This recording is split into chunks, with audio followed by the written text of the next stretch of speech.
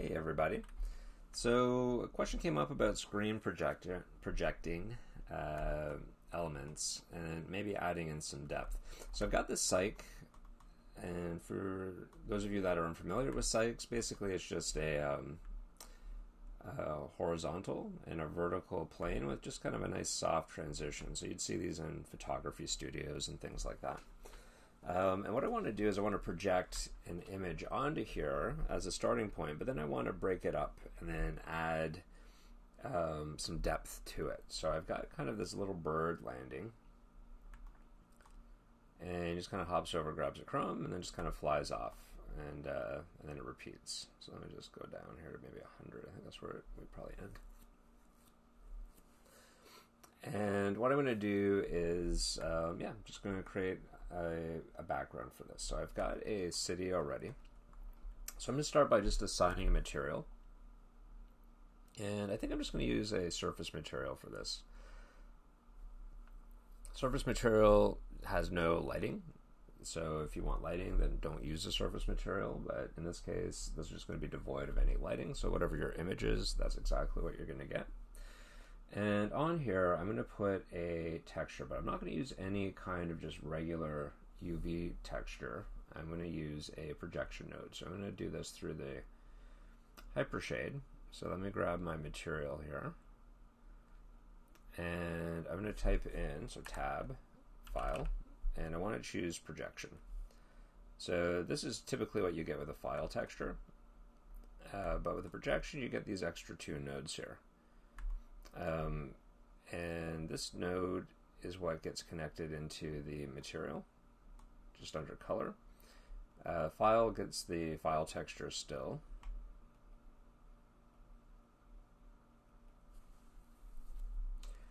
And so this node, you got a couple options here. One is fit to box. So you get this actual, if I were to select it and actually right here you can kind of see it, this placement node is this little guy here. It's like a little projection box, right? So if I were to rotate it around 90 degrees, so 90 degrees, well maybe actually, the line is kind of the side it's pointing on, so that's indicating the side it's pointing. So I guess negative 90 degrees. So there is an option here on the node to fit to box, and it's basically just going to match the geometry dimensions essentially as a bounding box. Now at the moment this is going straight on, and that's fine, right, if that's what you want, but I do want to get this road onto here, down here. So I'm going to angle this and just scale it so that basically it's going to be projected on here. Now at the end of the day I could go with a separate road maybe eventually, but for now that's going to be pretty good, I think, right? So I'm using the cyc as a transition between my foreground here and the background, and we can scale this to, be as precise as you want it to be. And so something more like this maybe. So that looks like it's kind of matching perspective somewhat. Cool. All right, so now I want to go in and start matching some of the geometry for this. So some of this can be just using primitive objects, and really depends on how precise you want to go, right? So if I were to start with some cubes here, right, and let me just scale these up, and I'm just going to go one. I want a sphere, I want cubes. And I'm going to go into wireframe. No, I don't want to do that. Oh, that's okay. So what I'm going to do is I'm going to create a couple cubes for these buildings here. And I'm going to create a cube or two for these buildings here. There's this one off in the distance, which could be a separate cube. So let me just get that one ready. And then there's this building back here, which could just be a plane, right? It doesn't have to be a cube. That could just be the far plane, since it kind of blends into the sky. Maybe it's going to be out of focus perhaps by that point. Maybe there's another cube I can put behind here maybe. So I got these cubes here. I'm noticing, you know, this is a little bit off though. Let me just scale this up just a bit. There we go. It's a bit better. Right, so I'm just going to move these guys out of the way for now, and I'm just going to focus in on these foreground guys. So I'm going to include these in the shader, right? So I'm going to go into my surface shader here. You can see it's getting the projection, so it's going to project straight through that object. And I'm going to move these into position, like around where these would actually be located here. Right, so I'm just going to match.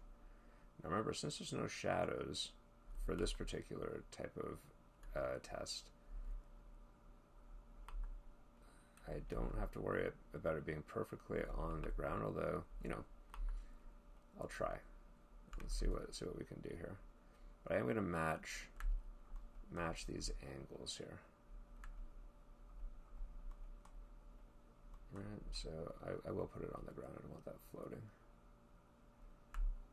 And this is going to go back here. Now, what I'm going to do too is I'm going to take this and I'm just going to push this further back, just so I have some room here to work. Because I want to take this guy and I'm going to move this to the corner of that building. Right? And we can be as perspective-y as we want with that, but there we go. I want it to be the edge of this. And then I'm just going to go the height of the building. There we are. Well, I could maybe tweak that a bit, kind of like that. Cool. And I'm going to do the same thing for the one behind it now. So I'm going to go add existing material, apply this. I'm going to put this one back behind this guy. And same thing, right? I'm going to take this, I'm going to move it back even further now.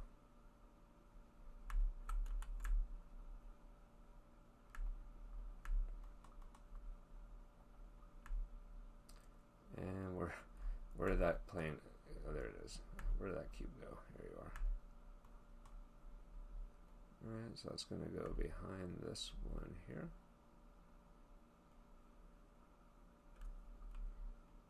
And same thing, I'm just going to try to match the end of that building there.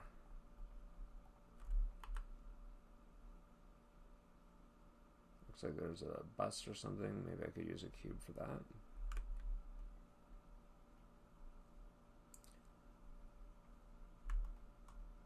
Right, and behind this, there's actually another building that's taller. So maybe I could put that in, or that could just be part of a background element. Right, so I can put that on the corner and just figure out where this corner is right here. Just matching the perspective.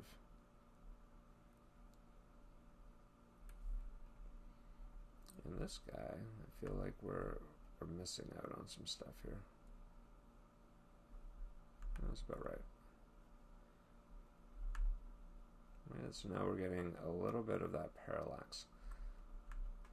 Now there is a bus there, so I feel like I could probably put that in with another cube. I'm going to duplicate, oops. Save, I guess. So I'm going to duplicate this guy out. And again, I'm going to put a little bit of a bus in there.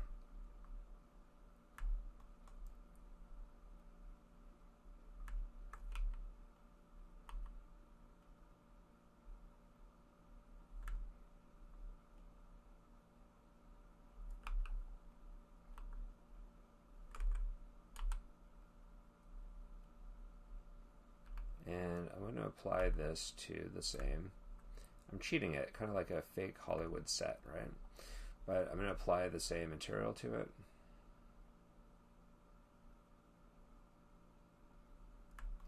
And I'm just going to make sure that it's, you know, kind of there.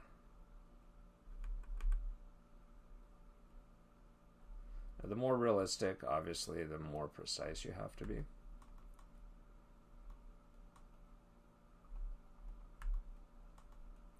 Cool. All right, so now we've got a little bit of a parallax happening. Cool. So I'm going to do the same thing on this side. Right, so I'm going to just duplicate this guy. This is going to be on this side of the street.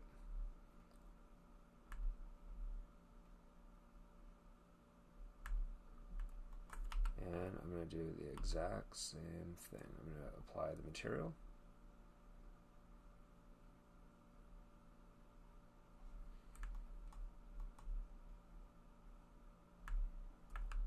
And I'm going to rotate it a bit so that the corner of this is the corner of that building.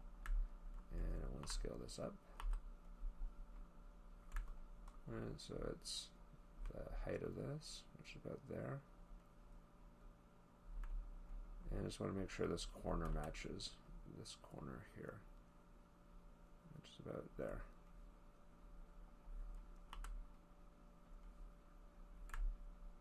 And again, we can just think about the parallel, or the how deep you want that to go.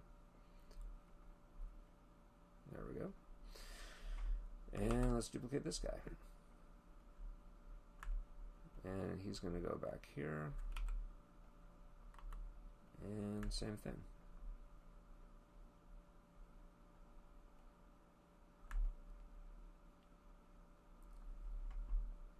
Okay, and apply.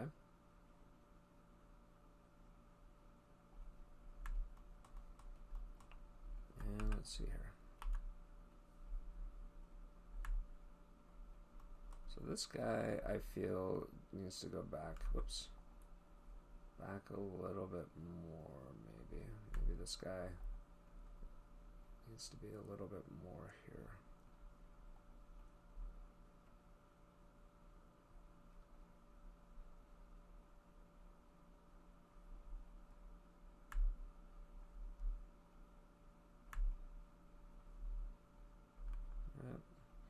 There's a couple buildings, so I'm just going to throw it on a few things here. Now, again, it really depends on how precise we want to be. But that's looking pretty good, right? So, you know, if I need to do just a little bit of a parallax, it's starting to feel like there's a city there.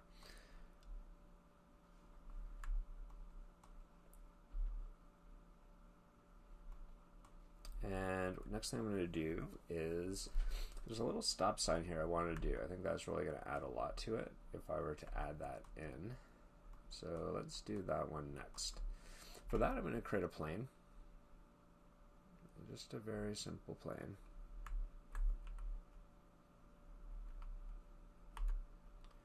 And same thing. So that's around this level, right around here. Same thing. Just going to apply the material. And, you know, maybe I don't need as many divisions on this plane, though. Let me do that.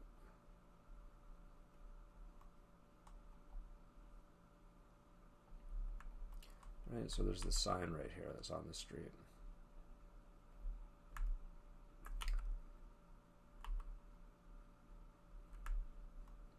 So what I'm going to do is I'm going to cut this out. Use my multi-cut tool, and I'm just going to go around it. That's interesting. I got some kind of weird snap-on, which I don't want, but I'll work around it. I'll tweak it after. That's one side. Let's do this side.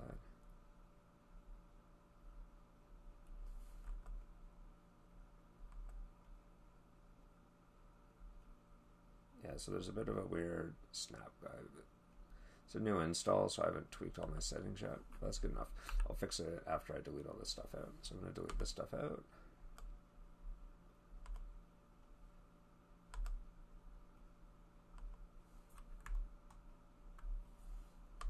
And then I'll just tweak this shape here. Just so I get it exactly the way I want it. And then I could do that for these far buildings too, so I could actually create my own sky if I wanted to, separate from this. And so with this guy, I could probably grab that and tweak that. Now don't forget this is going to be out of focus too, so it doesn't really matter too much.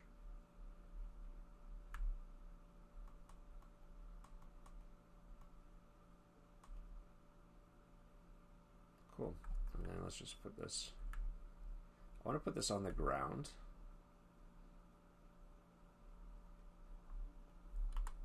So maybe that wasn't the best place. Let me just put it back here. Put it down here. Perfect. Let me just bring it forward just a tiny bit. And up. There we go.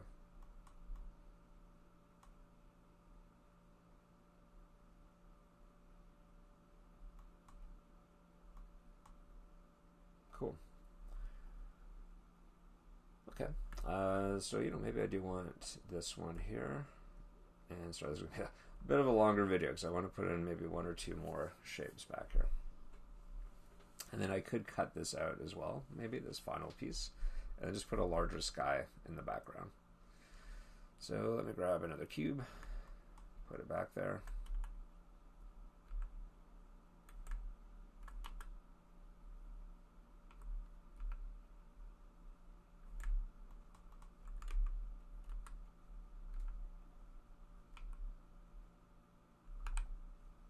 Assign the material.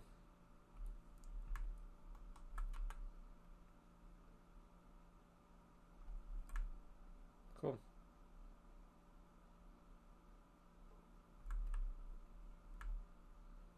Yeah, so it's looking pretty cool. All right, let's bring in our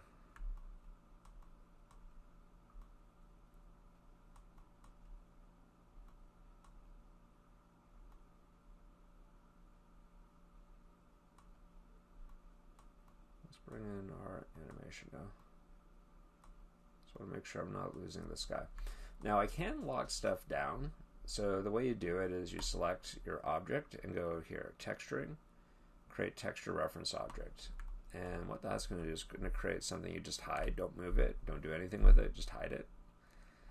And we can now select, oh, let's see. That's interesting. It ruins it. Ah, stupid texture. They must have done something in this version that kind of messes stuff up with the texture reference object. So I guess I can't use a texture reference object. What I want to do is I want to throw this color higher, right? So I just want to select these faces. So what I might do is this. Select these faces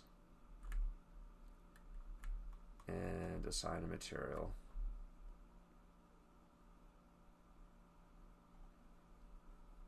And I'm just going to sample. I'm just going to sample the sky color here. Is that accurate? I guess so. Yeah, there we go. And so it's a little bit higher. That way I don't have to worry about it cutting off so much.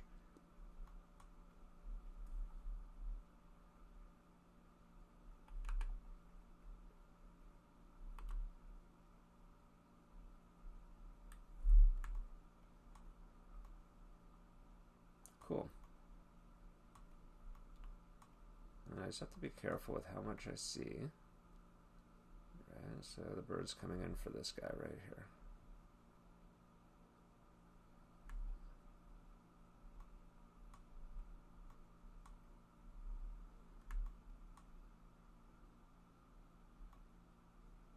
So let's try this out. Okay, so I'm just going to throw on a little bit of animation on my camera maybe, so the parallax will work. So I'm going to select the camera, key my first frame, and I wonder if I can maybe just be a little bit more over.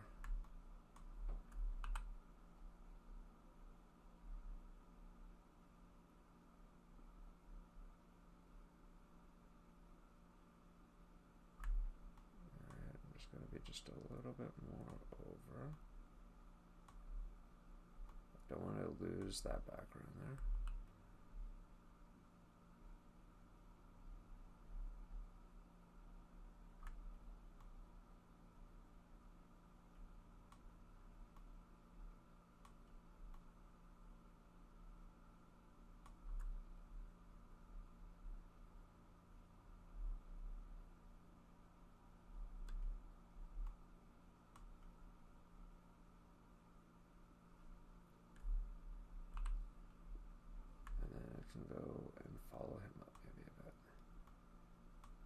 without losing this side of the background and showing off the sky.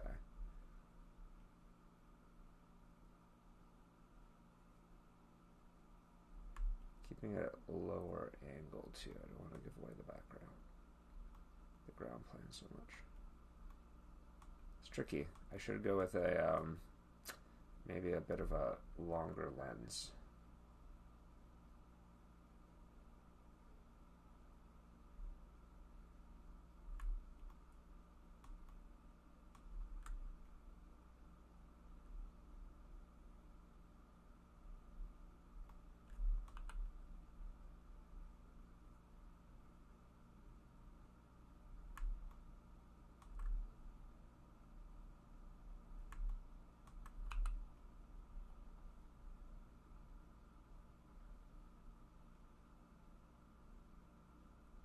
Let's see.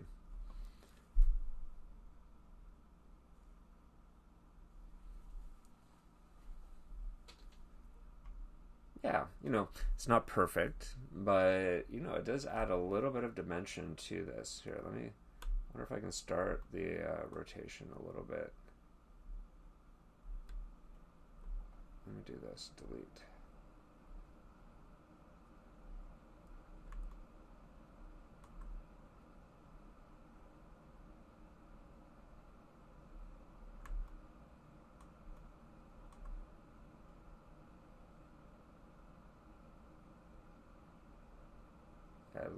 I lose the edge here a little bit.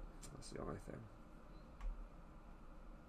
I don't think there's anything past that edge. Let's see. Oh, there is.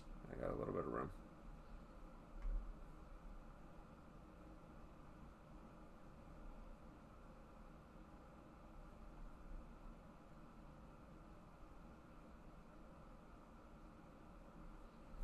All right.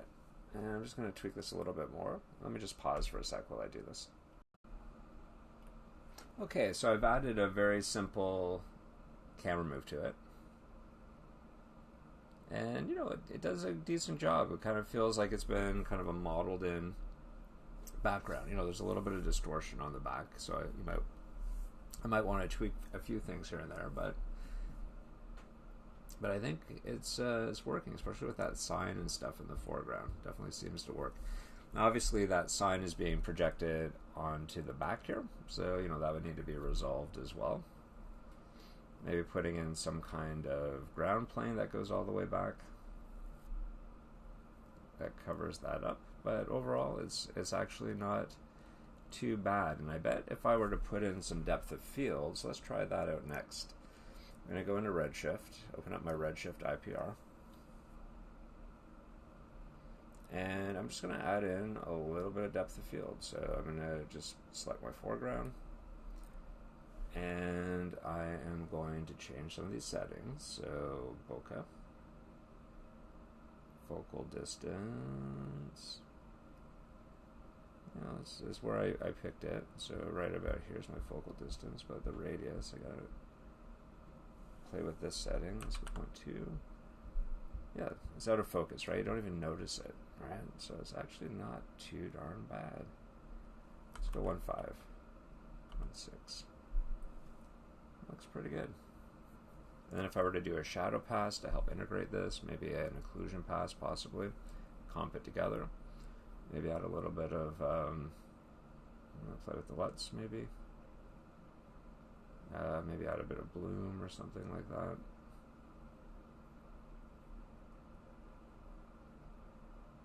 Let's see if it's going to do it for me. And I'm probably playing with the wrong settings.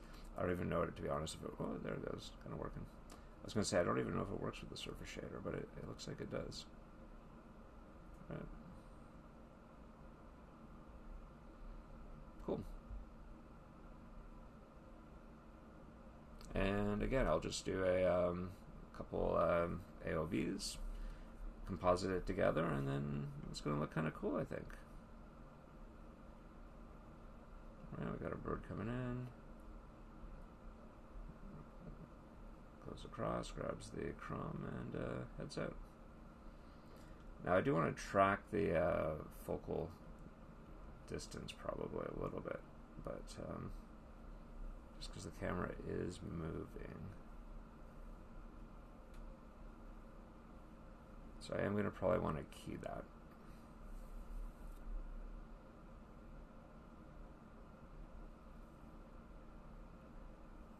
Right. Just so that it stays in focus. But yeah, I think it's looking pretty cool. Okay, so I'm going to end the video right here. Hopefully this was somewhat helpful. Okay, cheers.